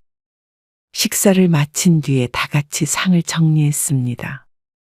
딸각딸각 그릇 부딪히는 소리, 상 옮기는 소리, 설거지하기 위해 물을 켜는 소리가 집안에 퍼졌지만 며느리는 한 번도 나와보지 않았습니다. 다음 날 쓸 차례 음식 준비를 1시간가량 마저 했습니다. 남편과 아들은 거들었지만 며느리는 코빼기도 볼 수가 없었습니다. 이번엔 방문이 닫혀 있어 안은 볼 수 없었지만 아마 휴대폰을 보거나 잠에 들지 않았을까 싶었습니다. 남편이 지나가는 말로 며느리도 불러서 얼른 끝내자고 했지만 차 씨는 고개를 저었습니다. 첫 명절이기도 했고 내 딸들도 시집에서 고생하는 게 안쓰러우니 내 며느리는 좀 쉬게 하자 싶었습니다. 그런데 며느리는 늘 그랬습니다. 그 다음 명절도 또 그 다음 명절도. 처음 한두 번은 적응이 안 되니 방에 혼자 있는 게 편하겠거니 했지만 시간이 지나도 그건 바뀌지 않았습니다. 벌써 다 먹었어? 네. 먼저 일어날게요. 먹은 그릇 그대로 식탁에 두고 몸만 쏙 일어나 가버리는 며느리를 보니 차씨도 미간이 모였습니다. 며느리가 아니라 남이라도 해주는 밥을 먹었으면 적어도 자기가 먹은 그릇 정도는 치워야 할 텐데 말이죠. 며느리는 식사 후에 먹는 과일 하나도 제 손으로 깎는 법이 없었습니다. 차례 음식을 같이 하는 것은 바라지 않고 바란 적도 없었습니다. 이리저리 생각해도 차씨의 며느리는 조금 심한 듯 했습니다. 차마 며느리 흉은 못 보고 주변 지인들에게 물어보아도 이런 며느리는 없는 것 같았습니다. 다들 옛날과는 다르게 시집살이 시키는 집은 많이 없었지만 아무리 젊은 며느리라도 이 정도로 아무것도 안 하는 집도 또 없는 것 같았습니다. 물론 차씨처럼 말 못하고 속 끓는 사람은 있을지도 모르겠지만 말이죠. 적어도 차씨의 아들이 하는 만큼은 좀 옆에서 같이 했으면 하는 마음이 있었습니다. 남의 자식 시킬 생각 말고 내 자식인 아들만 시키면 되지 하고 생각할 수도 있겠지만 그래도 사람 마음이 그렇지가 않았습니다. 서운하기도 하고 조금 얄밉기도 했습니다. 이게 시어머니 마음인가 싶어서 속이 불편해졌습니다. 시간이 지나자 아들도 며느리와 함께 방에 들어가 있는 시간이 늘었습니다. 부부는 닮는다더니 어쩜 그런 걸 닮아가나 싶었습니다. 그런데 이 정도는 약과였다는 걸 며느리가 출산을 한 뒤에 깨닫게 되었습니다. 이번에는 내려오지? 네. 가죠. 엄마 허리는 어떠세요? 많이 좋아졌어. 움직일만 해. 그래도 무리하지 마세요. 안 그래도 이번에는 차례상 아주 간단히 차리기로 했어. 손주가 아주 어릴 때는 명절에 내려오지 않았지만 아이가 7개월이 됐을 때 차씨의 집에 모처럼 아들네가 왔습니다. 그리고 며느리는 침대와 일체가 되어버린 듯 했습니다. 여보, 이것 좀 들어줘. 잠깐만. 애기 기저귀 갈아야 될 것 같은데. 명훈이 아직 안 왔어? 그러게. 왜 안 와? 마트에 뭐 좀 사오라고 아들을 보냈는데 30분이 지나도 돌아오지 않았습니다. 애는 남편이 받고 차씨가 저녁밥을 차리고 있었는데 허리 때문에 무거운 솥을 들 수 없었습니다. 애기는 엄마한테 보고 있으라고 해. 차씨의 말에 남편이 작은 방 문을 두드리며 말했습니다. 자니? 잠깐 준서 좀 보고 있어. 그러자 며느리가 세상 걱정 없이 천천히 문을 열고 나왔습니다. 그리고는 정말 잠깐만 아이를 보더니 남편이 솥단지를 옮겨주자마자 방으로 들어가 버렸습니다. 당연하다는 듯이 아이는 시아버지 품에 넘겨주고 말이죠. 허리도 아픈데 도와주지는 않고 차씨를 도와줘야 할 남편마저 아이를 돌보게 하니 이제는 아들 며느리가 와도 지치고 힘이 들었습니다. 며느리가 아니라 마치 돌아가신 시어머니가 찾아오신 듯 했습니다. 그만큼 차씨는 시간이 지날수록 며느리가 불편해졌습니다. 아들에게 넌지시 얘기도 해보았지만 아들은 며느리를 고쳐볼 생각이 없는 듯 보였죠. 도리어 며느리의 편을 들며 기분 상한 티를 내길래 그 뒤로는 며느리에 관해 이야기하지 않았습니다. 하지만 그런 차씨의 마음과는 반대로 며느리는 점점 시집이 편해지는 듯 보였습니다. 원래는 명절 오전에 차례를 지내고 사돈네로 가던 며느리는 차씨의 딸들이 올 때까지도 가질 않았습니다. 너희 어서 가봐야지. 아침 밥상을 치우며 차씨가 며느리에게 물었습니다. 배가 부른지 소파에 등을 기대고 휴대폰을 보고 있던 며느리가 대답했습니다. 좀 천천히 가려고요. 언제? 차 막히기 전에 가야 한다며. 그래서 늘상 차례상이나 아침밥상도 같이 치우지 않고 먼저 자리를 떴던 아들 내외였습니다. 점심 먹고 갈 거예요. 왜? 기다리실 텐데. 그러자 며느리가 태연하게 대꾸했습니다. 아, 엄마가 무릎이 안 좋다고 힘드니까 점심 먹고 천천히 오라고 해서요. 아, 그러니. 네. 저희 가면 사위 대접한다고 종일 고생하시거든요. 그러면서 안 사돈이 힘들까봐 늦게 가겠다는 말에 차시도 속에서 화가 치밀어 오르는 듯 했습니다. 그동안 말은 안 했지만 차시도 며느리에게 참 서운한 게 많았고 힘들어도 섭섭하다는 말 들을까봐 잔소리도 한 적이 없었습니다. 그런데 차씨가 몇 달 동안 허리가 아파서 병원에 다니며 치료를 받았던 걸 뻔히 알면서 자신의 엄마가 힘들까봐 여기에 있다가 차려주는 밥 한 끼 더 편히 먹고 가겠다는 말이었습니다. 이곳에서 손 하나 까딱 안 하는 며느리. 무슨 이런 기가 막힌 일이 다 있나 싶었습니다. 다른 부모는 아들 며느리가 더 있다 가면 좋다고 할 수도 있겠지만 적어도 이제 차씨는 그러지 않았습니다. 오래 머무는 만큼 그 고생은 차씨의 몫이었으니 말이죠. 하지만 그렇게 말해보았자 차씨만 악역이 될 뿐이었습니다. 그래도 차 막히니까 어서 가야 하는 거 아니야? 아니에요. 별로 차이 안 나요. 아들도 눈치가 참 없었습니다. 자기 엄마 허리 아픈 건 생각도 않고 말이죠. 아들 며느리는 정말로 오후 1시쯤 돼서 차씨의 딸들이 올 때까지 가지 않고 있었습니다. 그리고 그걸 거면 상 치우는 것 좀 도왔으면 참 좋았겠지만 그걸 거두는 건 남편뿐이었습니다. 아들도 아이를 보느라 제대로 돕지도 못했죠. 어? 명훈이 너흰 왜 안 가고 있어? 둘째 딸이 먼저 도착해서 아들에게 물었습니다. 아들이 며느리가 했던 말을 그대로 전하니 딸은 화를 냈습니다. 야, 그렇게 따지면 엄마도 힘들지. 너네는 밥도 안 하면서 뭘 점심까지 먹고 간대. 딸이 인상을 찌푸리며 말했습니다. 그러자 아들은 어쩔 수 없다고 어깨를 으쓱했습니다. 그리고 30분쯤 있자 큰딸도 도착했습니다. 그러자 아들은 시계를 힐끔 보더니 빨리 점심을 먹자고 차씨를 재촉했죠. 밥을 먹어야 빨리 가지. 그러자 딸이 어이가 없다는 듯 헛웃음을 짓더니 차씨를 향해 말했습니다. 엄마는 소파에 앉아서 좀 쉬어요. 그리고 작은 방문을 열고서 며느리를 불렀습니다.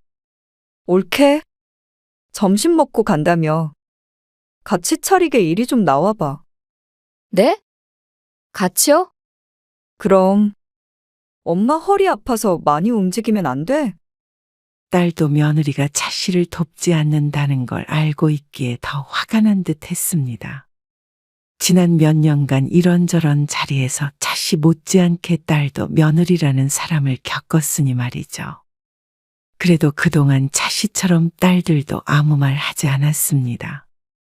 혹시라도 시누이가 시집살이 시킨다고 생각할까봐 조심했는데 그런데 이번에는 날이 갈수록 심해지는 행태에 얄미워서 일부러 부른 듯 했습니다. 내가 도울게. 넌 애기나 봐. 아빠는 뭐 허리 안 아픈 줄 알아? 딸의 부름에 부엌으로 나온 며느리는 부엌에 서서 입만 뚱하니 내밀고 있었습니다. 밥 차린다고 분주히 움직이는 딸들 옆에서 정말 서 있기만 했습니다. 옳게? 가만히 서서 뭐해? 냉장고에서 김치라도 꺼내. 그러자 며느리가 터벅터벅 걸어가서 냉장고 문을 열고 김치가 든 반찬통을 꺼내서 식탁 위에 두었습니다. 시키는 대로 꺼내기만 해서는 또다시 서 있었습니다. 무엇을 어떻게 도와줄지 몰라서 당황한 눈치가 아니라 내가 이걸 왜 해야 하나 하는 표정으로 있었습니다. 가스레인지에 불 켜야지. 그러자 가스레인지에 불을 켜고 그 옆에 서 있는 며느리. 그 모습을 보고 차 씨는 한숨이 나왔습니다. 딸들의 심정도 알지만 저렇게 하기 싫은 사람 붙들고 일을 시키는 것도 편치 않아 보였습니다. 그리고 어찌저찌 차린 점심. 또 금세 밥그릇을 비우더니 친정에 가봐야겠다고 일어났습니다. 심지어 아들은 아직 밥도 다 안 먹은 상태였습니다. 그 표정은 무척 어두웠죠. 거실에 펴진 큰 밥상의 두 자리가 순식간에 비었고 아들 며느리가 일어난 자리에는 먹던 그릇들이 고스란히 남아 있었습니다. 명절 때도 이러는구나. 그러면서 딸들이 한숨을 쉬었고 차 씨는 말을 아꼈습니다. 하지만 속은 무척 시끄러웠습니다. 이럴 거면 뭐하러 오는지 몰랐고 차라리 아들 내외가 안 오면 마음이 편하겠다 싶었습니다. 하지만 차마 아들에게 명절에 집에 오지 말란 소리는 하지 못하고 이제부턴 아침만 먹고 사돈네로 가라고는 해놓았습니다. 딸들의 반응도 그렇고 차라리 얼른 보내버리는 것이 나을 것 같았습니다. 그리고 다음 명절이 되었을 때였습니다. 큰딸은 여행을 간다고 내려오지 않았고 작은딸은 손주가 독감에 걸려서 오지 못했습니다. 아쉽긴 해도 아들 부부가 가면 오래 쉴 수는 있겠다 싶었습니다. 그런데 차 씨의 예상처럼 되지는 않았습니다. 저 내일 부산에 내려가 봐야 될 것 같아요. 명절 전날 와서 함께 밥을 먹다 말고 아들이 말했습니다. 부산에는 왜? 선홍이 아시죠? 너희 동창? 네. 선홍이 아버지가 돌아가셨다고 연락이 왔어요. 뭐? 정말? 아들과 가장 친한 친구이기에 차 씨도 익히 알고 있었습니다. 학창 시절에는 차 씨의 집에도 밥 먹듯이 와서 놀다 가곤 했습니다. 부산에서 살고 있다는 소식을 어렴풋이 듣기는 했는데 참 안타까운 일이었습니다. 어쩌다가 명절에.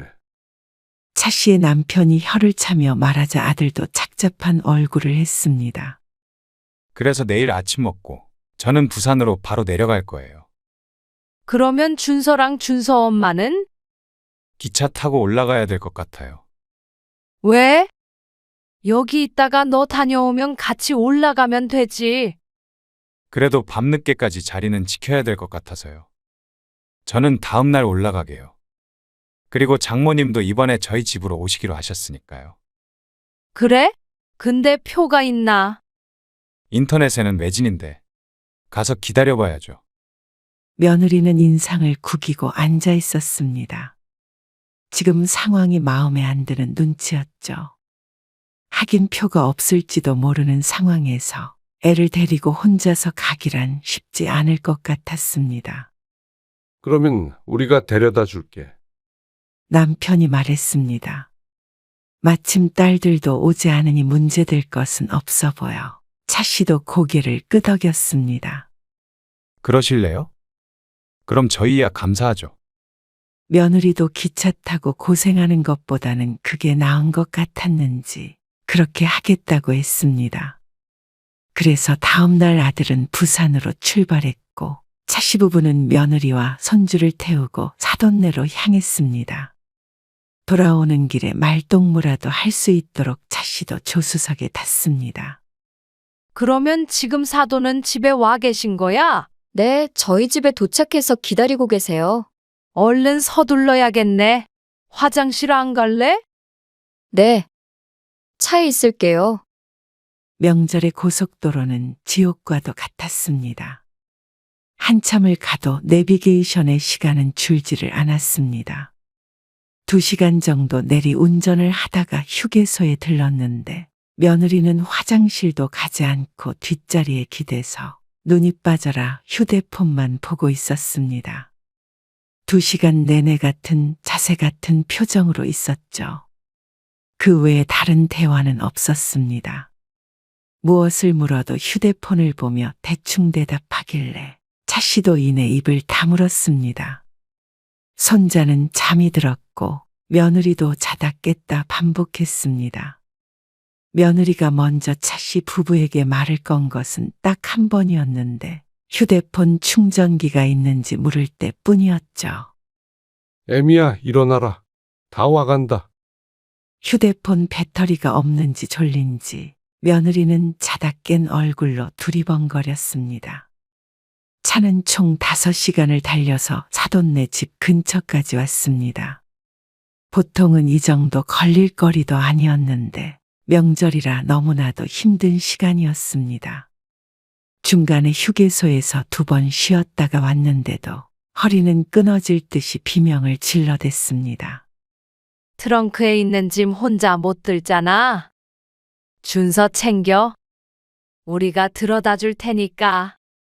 차씨 부부가 준비한 사돈에게 줄 명절 선물이 있었습니다. 많지는 않아도 아기와 다른 짐까지 챙겨서 들고 갈 수는 없을 것 같았습니다. 그래서 주차를 하고 차씨 부부가 짐을 하나씩 들고 며느리를 따라갔습니다. 아이고 돌아갈 길이 막막하네. 배도 고프고 목도 말라. 그래도 내려갈 땐 길 덜 막힐 거야.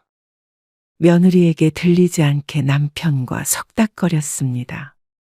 그리고 현관 앞에서 며느리가 비밀번호를 누르자 번호를 닫히기도 전에 문이 열리고 안사돈이 빼꼼 얼굴을 내밀었습니다. 아이고, 우리 준서 왔네? 제일 먼저 손주에게 인사를 하더니 차씨 부부를 보고 웃으며 말했습니다. 먼 길 오셨네요. 제 아들이 못 오니까 그런 건데요, 뭘. 네. 그러면 안녕히 가세요. 조심히 가세요. 안사돈이 손주를 안고 먼저 들어갔고 며느리도 차씨 부부가 들고 있던 선물을 가지고 그 뒤를 따라 들어갔습니다. 그리고 쿵 하고 현관문이 닫혔습니다.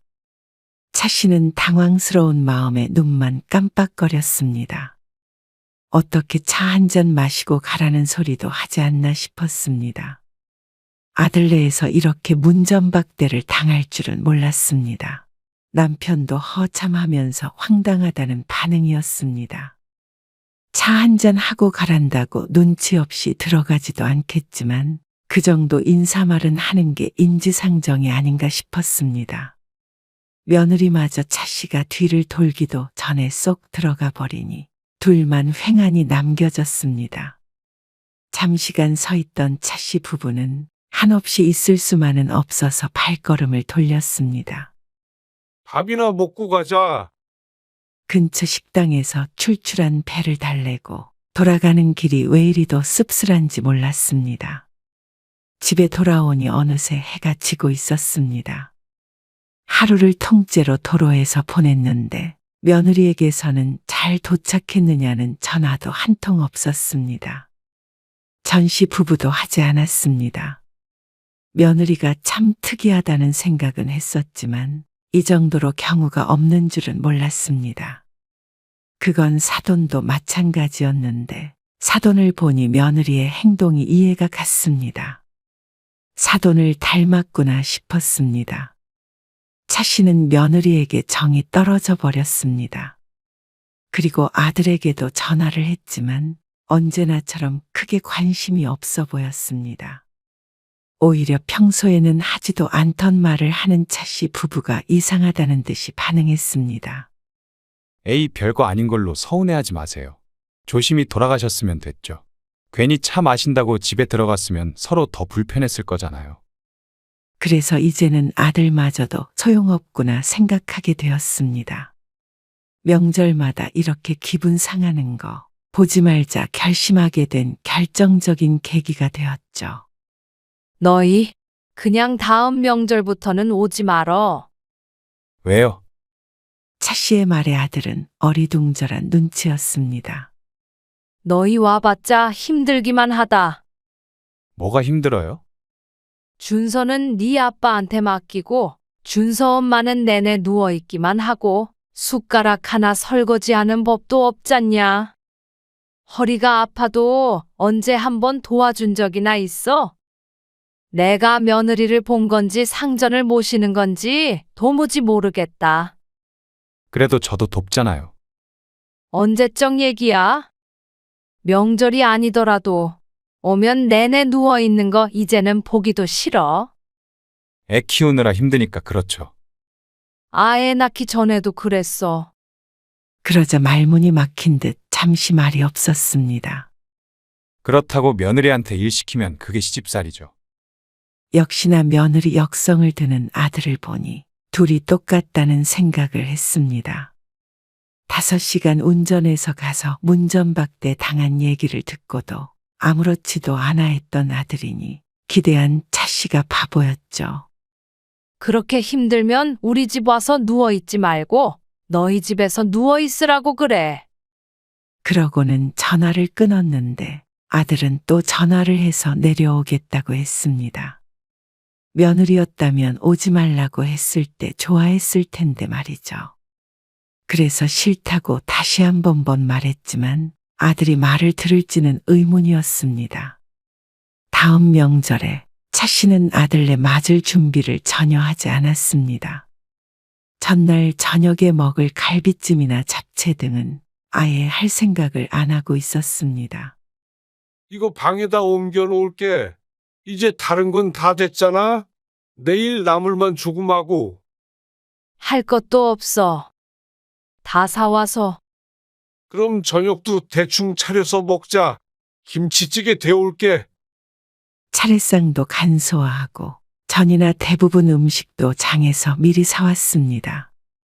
허리도 아프고 명절마다 지치니 남편과 상의를 해서 결정했습니다. 명훈이 안 온대지? 몰라. 오지 말라고 단단히 말했어. 절대 오지 말라 그래. 당신도 와도 문도 열어주지 말어. 그 얘기도 했어. 와도 문 안 열어준다고 했어. 남편도 그날의 앙금이 남아있는 듯 했습니다. 그런 예의를 중요하게 생각하는 남편은 그날의 일이 무척 충격적이었던 모양이었습니다. 아들의 반응에도 크게 화를 냈었죠. 그런데 차씨 부부가 김치찌개에 밥을 먹고 있는데 초인종이 울렸습니다. 인터폰을 보니 아들 며느리 얼굴이 보였습니다. 명훈이 왔네. 그러자 남편이 문을 열어주지 말라며 식사를 계속했습니다. 그러자 문고리가 덜컹덜컹 움직였습니다.